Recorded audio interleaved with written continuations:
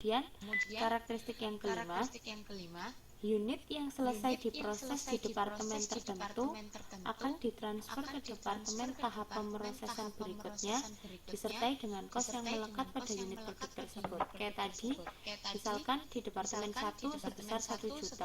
Ketika mengalir ke departemen yang kedua, otomatis kos yang 1 juta itu akan tetap dibawa. Ketika ada penambahan 500.000, berarti total kos di departemen kedua adalah 1,5 juta. Nggak bisa kita hanya menghitung karena yang terjadi di departemen kedua penambahannya 500.000 dan kita mengabaikan kos 1 juta yang ada pada departemen 1 itu nggak bisa.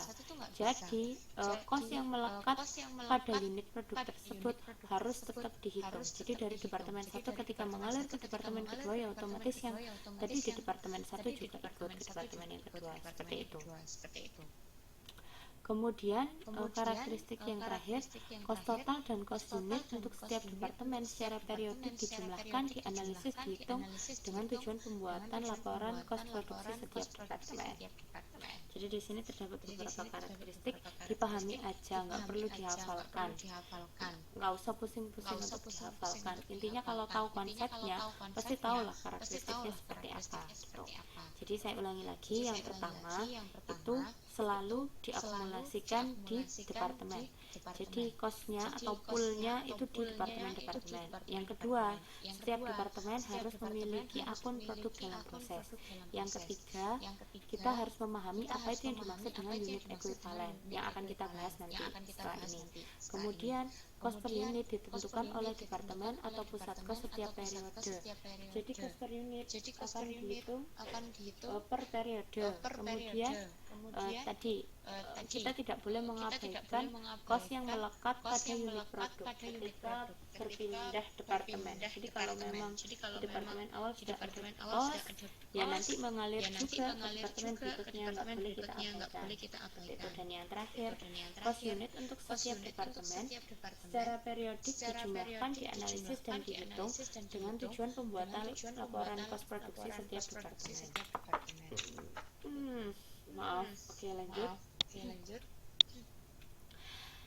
Di sini ada 3 jenis aliran produk dalam sistem kos proses. Maaf saya agak flu, jadi rada tersendat-sendat. Saya minta maaf. Ada 3 jenis. Yang pertama, aliran produk sekuensial. Yang kedua, aliran produk paralel. Dan yang ketiga, aliran produk selektif. Nah, di situ saya sudah masukkan gambarnya, tapi kecil, jadi bisa dilihat di modulnya aja. Kelihatan nggak sih? Oke, coba ya, lebih kelihatan kan ya? Jadi kalau untuk yang aliran produk sekuensial itu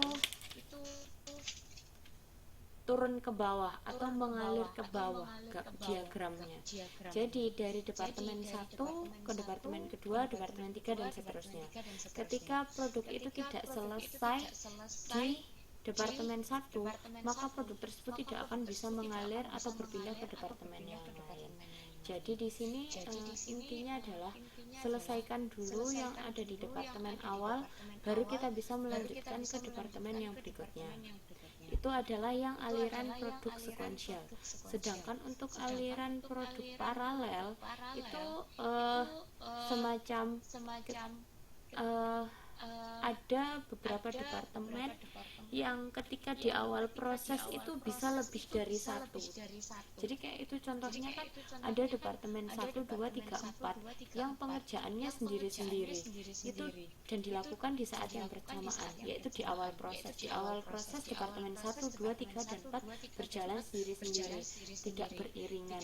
Kemudian baru ketika input yang dari departemen 1, 2, 3, 4 itu selesai, barulah bersama-sama dari departemen 1 sampai departemen 4 bahan bakunya masuk ke departemen 5. Jadi output dari departemen 1, 2, 3, dan 4 itu merupakan input dari departemen 5. Ini kan berbeda dengan aliran produk sekuensial yang dimana departemen 2 tidak akan pernah bisa memproses ketika departemen 1 selesai. Nah, kalau di sini kan departemen 1, 2, 3, 4 berjalan sendiri-sendiri. Kemudian nanti di departemen 5 mereka baru dijadikan satu dari departemen 1 sampai departemen 4, dan kemudian dari departemen 5 lanjut ke departemen 6 seperti itu. Sedangkan untuk aliran produk selektif di sini satu departemen, ketika departemen 1 selesai, output dari departemen 1 itu menjadi input untuk banyak departemen. Kalau tadi output dari banyak departemen menjadi input satu departemen, ketika kita berbicara tentang aliran produk paralel, berbeda halnya ketika kita berbicara tentang aliran produk selektif gitu. Output dari satu departemen akan menjadi input untuk banyak departemen, semacam kebalikannya lah, kebalikan dari aliran produk paralel seperti itu. Oke, paham kan ya? Saya lanjutkan lagi. Ini gimana nih?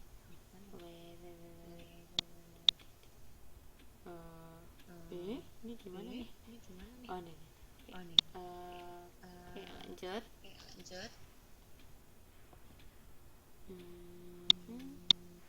Nah, sekarang kita membahas tentang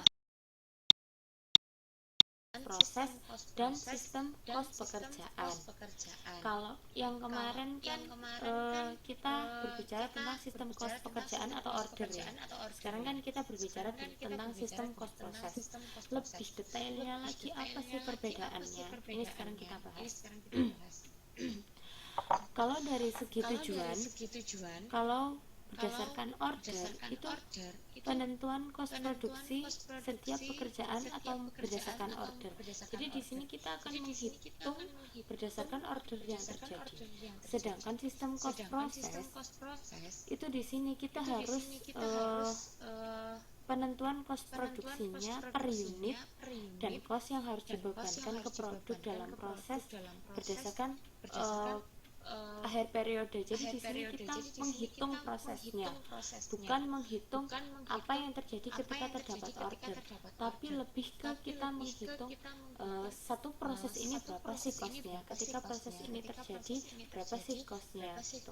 Kalau yang order kan ketika order ini terjadi berapa sih kosnya. Jadi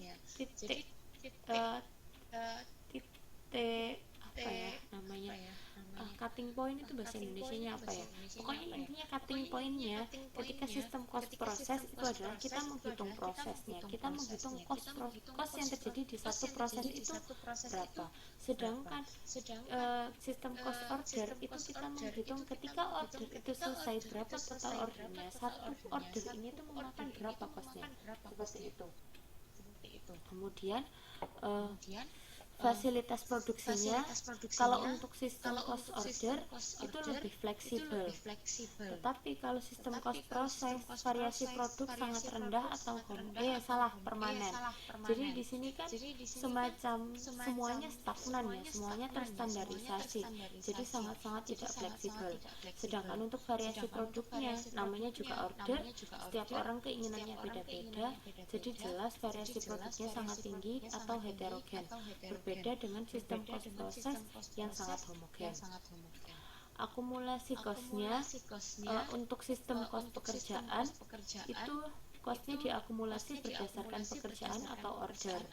Sedangkan untuk sistem cost proses diakumulasi berdasarkan tahap proses produksi atau departemen-departemen. Seperti yang tadi sudah saya katakan, intinya kalau sistem cost proses menghitung proses, sedangkan sistem cost order menghitung order.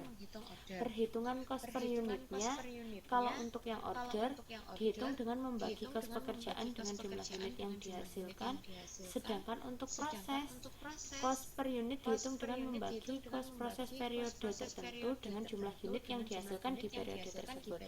Jadi kalau sistem cost proses itu lebih ke satu periode itu di total, kemudian baru kita bisa tahu cost unitnya. Sedangkan kalau untuk yang order, ketika order itu selesai kita bisa menghitung cost per unitnya, tidak perlu satu periode. Dan untuk dokumen pencatatannya, untuk sistem kos pekerjaan itu menggunakan kartu